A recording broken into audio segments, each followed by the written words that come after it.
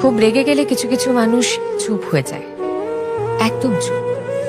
ঝগড়া করে না, চিৎকার করে না, মুখে যা আসে তা বলে দিয়ে পরে সরি, রাগের মাথায় বলে ফেলেছি, কিছু মাইন্ড করো না, এই অবধি যায় না। কেন বলুন তো? কারণ এই মানুষগুলো বোঝে তাদের রাগের মাথায় বলে ফেলা কথা অন্য মানুষটাকে ঠিক কতটা আঘাত করবে। তারা এটাও বোঝে সেই আঘাত বুকে বই নিয়ে বেড়ানোর কষ্টটা কি। তারা জানে কোনো মানুষকে শুধুমাত্র কথা আর ব্যবহার দিয়ে কি ভীষণভাবে ট্রমা দেওয়া যায়, সম্পর্ক ভেঙে দেওয়া যায়।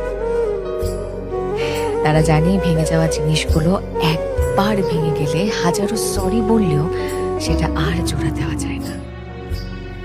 তাই রাগের মাথায় সেন্সিবল থাকা, মানুষটার খারাপ লাগবে সে বিষয়ে